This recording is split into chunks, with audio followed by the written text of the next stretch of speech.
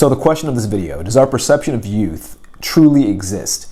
Now, the reason why I want to make this video, and I'll go deeper into that question and what I mean by this, the reason why I'm making this video is because a while back I made a video called "You'll Never Want to Share Your Age After Watching This Video." It is my best performing video on this channel so far. Why? I couldn't tell you. I think it's just the luck of the YouTube gods or the algorithm blessing me and letting that video get pushed to more people. It went semi-viral for my channel, at least. And I got a lot of comments. I'm still going through all the comments, trying to respond to each and every one of them, trying to give my 2 cents. I had quite a few people. Most people actually agreed with the things I was saying. And just to let you know, I just want to kind of get into the summary of the video in case you haven't watched it. If you haven't watched it, I recommend watching it. But essentially, what I said in that video is that overall, when it comes down to it, the way we perceive our age determines the way we behave. And essentially what I was saying is that a lot of times, what I personally found to be true is that how people see their age affects the way they sort of live their lives. So if you're someone who, for example, is in your mid-20s and you think that that's old, you'll take on old behaviors. You'll act old. You'll act like someone who is stereotypically old. You might walk a bit slower. You might feel like you're getting injured more frequently. You might feel more tired, more constantly. And the opposite is also true. So you can be someone who's in your 40s, 50s, or 60s and see yourself as someone more youthful. And because you see yourself as someone more youthful, you engage in more youthful behaviors.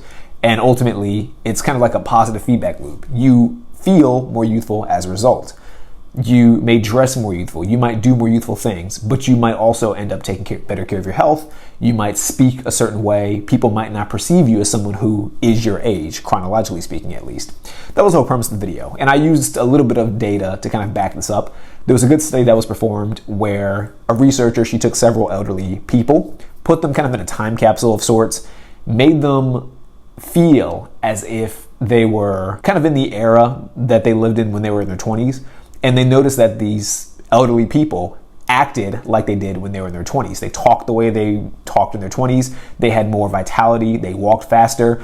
And even people, after the study was finished, reported that those elderly people seemed to, I guess, appear a bit more spry. They appeared more youthful. They even looked a bit younger, according to third-party people that knew these elderly individuals that were part of the study. And the overall reason why I want to make this video is that if you're someone watching who sees yourself, I guess the ultimate purpose of you making that video is to kind of be careful of the way you see yourself. I'm someone who believes if you speak poorly about yourself, it seems minimal, but that negative self-speak influences your identity. And because you're influencing your identity in a negative way, you begin to take on those negative traits. And of course, the way you behave, the way you perceive yourself affects your overall life. So I think the opposite is true. If you want to have a better, higher quality life, then you speak positively about yourself. You change your identity and you change the way you view yourself in order to get the beneficial results of that positive self-speak. Hopefully that makes sense. Now, that was the general gist of that video. Like I said, you can go watch it if you want to see more details and kind of see more of my breakdown. That video got mostly positive reception. It got a few people who disagreed, and I'm open to disagreements. I say this often in most of my videos. I'm open to disagreements. I welcome disagreements. I encourage more people to disagree with me. And the reason why I want people to disagree with me is because by no means do I think I'm right. I simply give my opinions, or I might give anecdotes or give my 2 cents about things. I try to use data and I try to use research to back up the things that I say, but I understand that other people have other perspectives and maybe other pieces of research or data that might contradict or sort of oppose what I'm saying. And the way you find truth is by taking kind of 2 opposite ends of the spectrum and meeting in the middle, finding like what is consistently valid and what's consistently true. So when I encourage people to disagree with me, that is the whole purpose of the disagreement, to actually find that middle ground and find that truth. Now, there were a few people who outright disagreed with everything I said. And some people, I think, disagreed in bad faith. I think they intentionally, or unintentionally, but I think more intentionally, tried to misinterpret what the whole video was about, whether that's because they just wanted to disagree, because it's social media, it's YouTube, whatever, people like to disagree, or whether it's because they just wanted to be negative. I think there's a lot of people on social media who might watch a video, they might agree with the video deep down, but they just want to be negative because it gets some attention. Fair enough. And I think there's also some people who, for lack of a better word, just aren't very intelligent. They read something and there's a way that 99% of people would interpret this sentence or these sentences, and they're the 1% who somehow, some way interpreted it incorrectly, like in a manner that was not intended at all, and how they even interpreted it in this particular way is baffling because it wasn't even close to what the sentence said. There was one person in particular, and this is one person in particular who disagreed vehemently about what I was saying in this video. And I really do think deep down, I genuinely can't tell if he was trolling or if he just completely misunderstood the purpose of the video. I had a lot of debates with this individual. By the way, I plan on making another video kind of going through my comments, the positive and the negative, and kind of just giving my long-term, I guess my long view of these comments, kind of going deep into detail and explaining things in more greater detail. I'll save that for a future video. But these series of comments in particular, I had to do a video about because, I don't know, I was just fascinated, to be honest.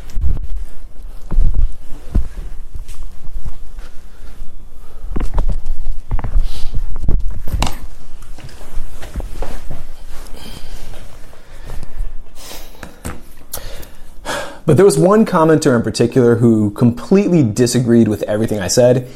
And I actually tried to have a thought-provoking discussion in the comments to try to see where they were coming from, to see if they had some valid points, to see if they had some good articles or research to share with me that could make me change my mind. Because like I said, I'm open to changing my mind. I'm always open to changing my mind about anything. And I was a bit disappointed in how the discussion, I guess, unfolded. So I guess for that reason, I kind of had to do a video just because I wanted to kind of share some of these points with you as the audience, dive deeper into what I actually meant, dive deeper into just more, I guess, ideas about the idea of youthfulness, and I guess give my 2 cents on what people should and shouldn't do when it comes to discussions. So I want to say this to kind of start everything off before I get deep into the actual discussion itself. I invited this individual to a debate. Whenever people disagree with me, if they disagree with me like heavily, I always encourage people to do a live debate. Why do I encourage people to do a live debate? I encourage people to do a live debate because, one, if it's live, other people can see it, other people can fact check things, other people can determine whether or not any video has been edited. I have seen some creators on YouTube and other platforms have debates, and what they do is after the debate, it's not live, like it's live, of course, between the two individuals debating, but when they post it, it's not the live version. So what they do is they edit parts to make their argument seem most valid or to make the other person seem less credible. I don't like doing that. I think if I take the L in a debate, then I publicly take the L. If the other person takes the L, they take the L. The purpose of a debate, in my opinion, is for two people to share their viewpoints and hope that someone or both parties can sort of change their opinions and, again, get closer to truth.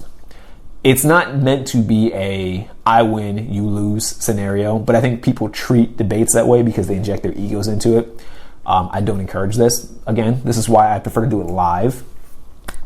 The other reason, too, is when you're doing a live video debate or any video debate or even an audio debate, in real time, you get to ask questions to better understand the person's viewpoints. So, for example, if I say a sentence or statement and the other person does not understand what I'm saying, or they counter me with their own point, I can say to their viewpoint, let me just make sure I'm clarifying what I'm saying, because the way you're responding does not seem to match up with what I'm intending to say. So perhaps I'm miscommunicating my stance to you, which can happen a lot of times through text, especially when there's long blocks of text. People don't read things adequately. People skim through things. You're not getting the full message. In real time, I think it's easier to kind of say, hey, I think you're misinterpreting what I'm saying. Let me just clarify what you're saying. Or you can ask the other party, hey, I don't think I quite understood what you meant by this. Can you iterate what you're trying to say, or can you say what you mean in a different way so I can better understand?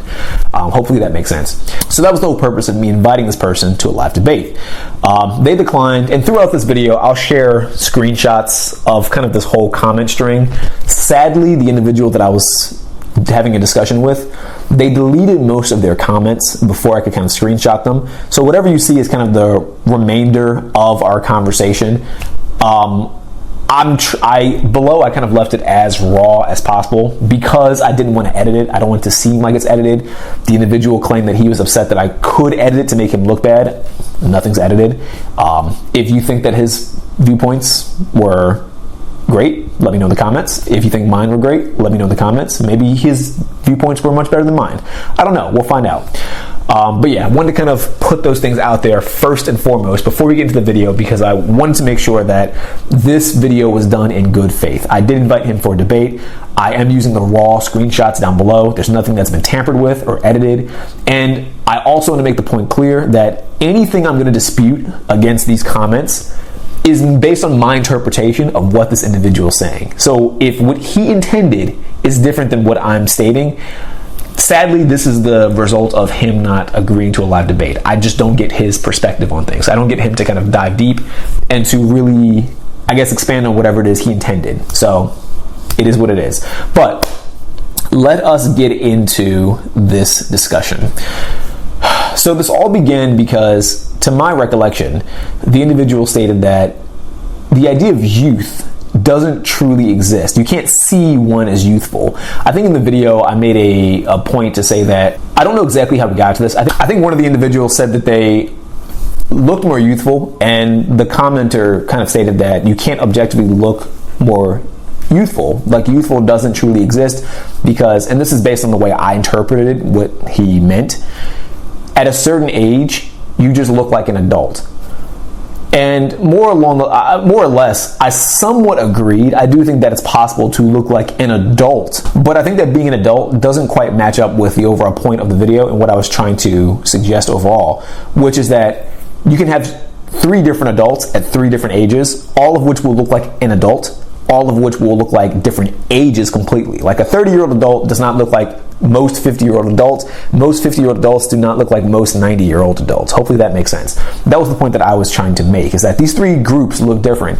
And by acting youthful, you can look more youthful because you engage in more youthful behaviors, or behaviors that make you look more youthful. If you're a person that sees yourself as youthful as a 50-year-old, you might work out more. And since you work out more relative to the population that does not work out, rather than you look like you're 50, you might look like you're 40 or 30. And like I just said, those 2 groups usually look pretty distinct. They usually don't look quite the same. To which this individual disagreed. And I actually kind of want to read some of the screenshots, and I'll put them below as well, just to make sure like I don't misinterpret the things he said. I will admit, you can read this yourself if the comments are still there. I didn't delete any of my comments, but he may have deleted his. But you can read them yourself. There was a lot of I guess ad hominems and kind of baiting. So like I said, I don't know if this person's trolling or if this is like a serious discussion.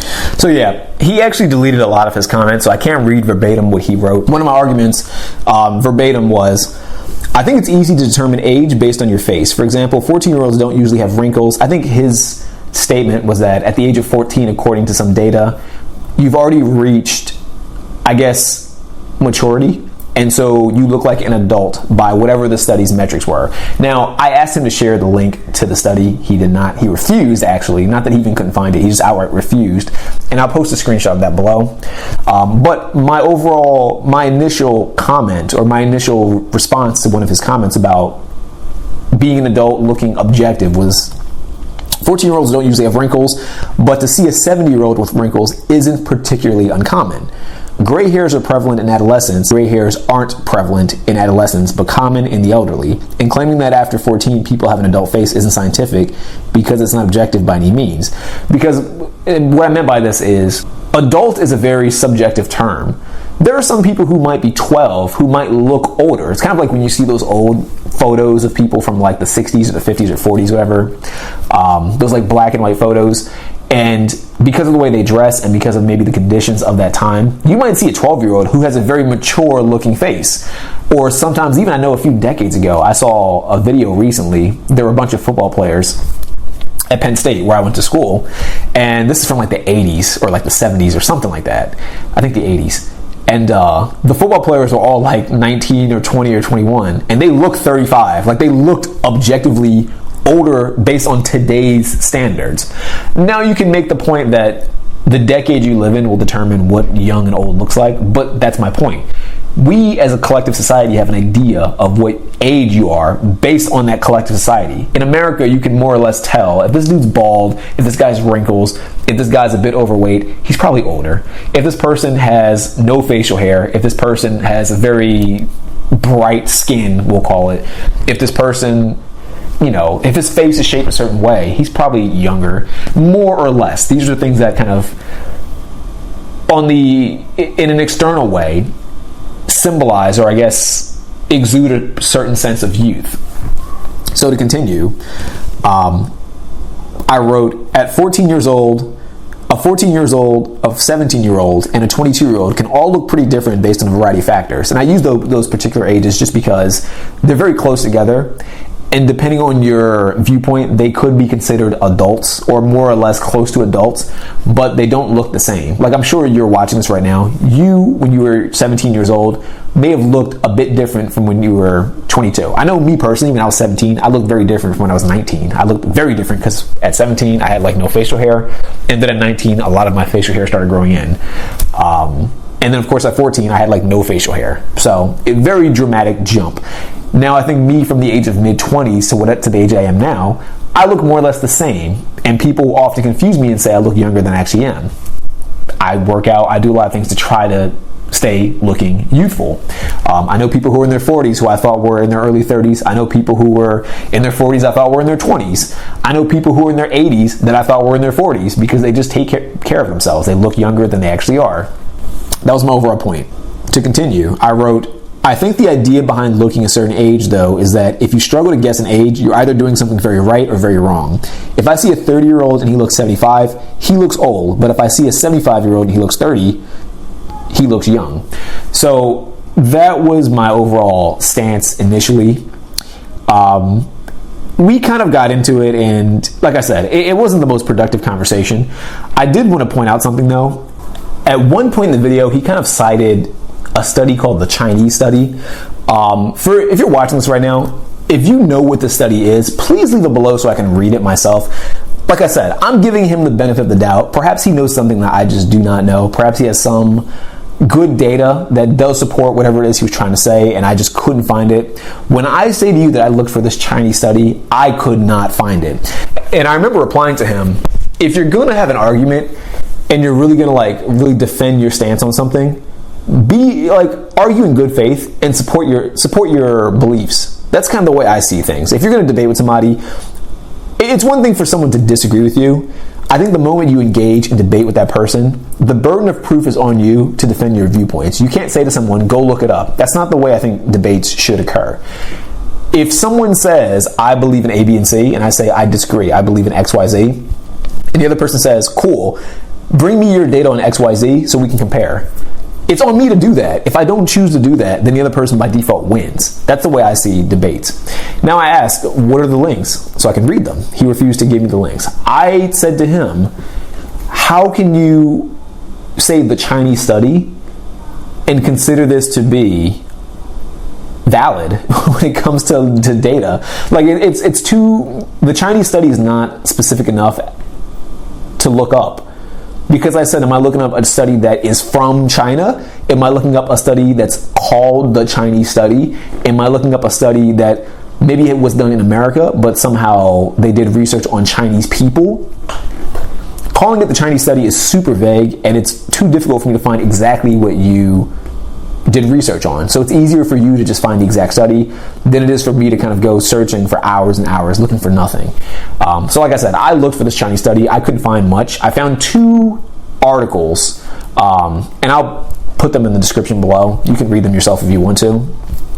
neither of which supported his arguments at all. In fact, they actually supported my arguments.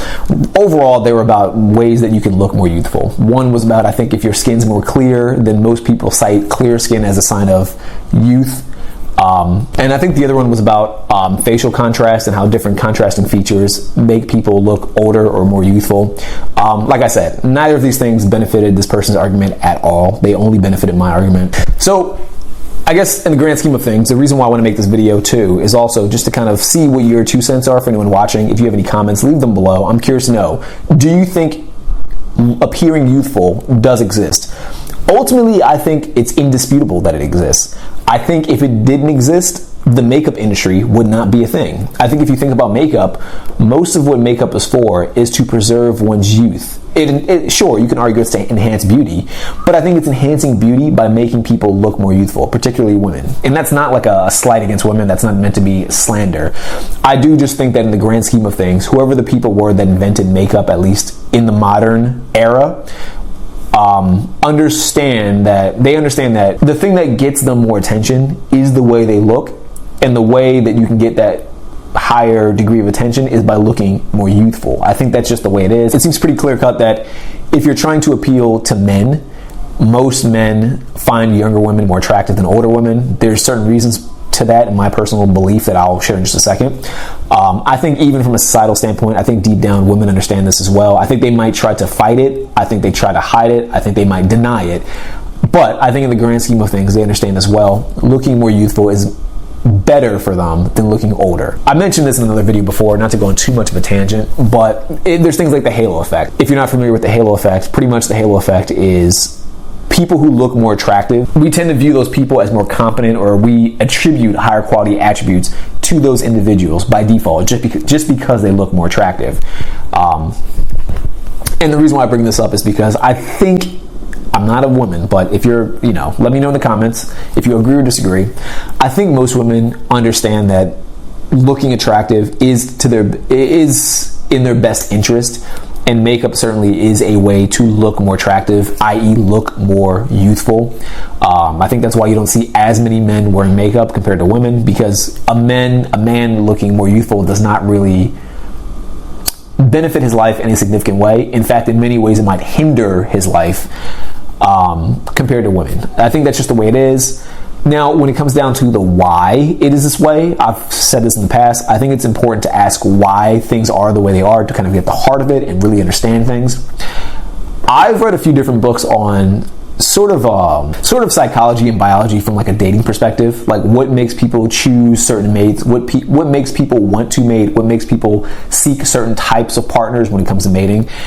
A lot of it's theoretical, but I think the theory makes a lot of sense, especially when you kind of test it over a wide degree of different cultures and societies and over an expanded period of time. They tend to hold up pretty well.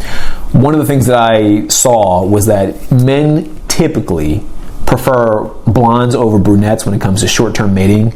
Then you might ask, why is that the case? From the data that I found, the overall theory that seems to hold up pretty well is that sort of in your hunter-gatherer, we'll call it pre-modern day human era, throughout evolution, we'll call it, and your whole objective as a living creature, and it's true of all living creatures for the most part, is sort of just to pass on your genes as long as possible through the process of finding a mate that's healthy enough to bear children, so that way the children can live long enough to have mates themselves, and this is how genetics gets passed on. Obviously, in the past, you don't have dating apps, you don't have conventional jobs, you just have to go on physical cues to kind of get a general idea of whether or not this, if you're a guy, woman you're trying to mate with is good enough from a biological sense. Like, is she fertile enough? Is she healthy enough to have kids who are going to be healthy themselves and not die and live long enough to pass on their own genes? So with blonde-haired women, the idea was that if she's blonde, it doesn't show gray hairs as easily, and this increases the chances of men wanting to sleep with her or mate with her. The overall idea, I think, behind it was that since you can't tell how old she is based solely on her hair color, it increases the chances that you're willing to try to procreate with her. Now, obviously, I'm sure people biologically throughout history, if this is the case, probably fumbled a lot, and they probably did try to sleep with women who had blonde hair but who were older than, say, 40 or their mid-30s or whatever, and maybe they didn't have kids. I guess there's an argument to be made that that probably did occur, but I do also, I guess, slightly counter myself by saying, if you're just choosing women based on what you can see and your idea is to procreate with as many women as possible, you probably save a lot more time with blonde-haired women because there's a chance she might be young than trying with a brunette who clearly has gray hair. Does that make sense? Like, if I see 5 different women or 3 different women, two are blonde, one's a brunette, the brunette has gray hair, the other 2 are blonde, one could be older, one could be younger. I'm kind of taking a shot in the dark. I don't know. It's sensible to me. It makes more sense. You get the point that I'm trying to make. There are certain factors that I think do indicate your age, and I think these factors that indicate age are useful for us as humans to kind of, at a snap, understand who we're dealing with. I don't know. I just kind of wanted to make this video about that, see what your stances are. Like I said, I'm going to go into the other comments as well from that video. If I didn't reply to your comment, I'm going to reply. Let me get at it. Let me get to it.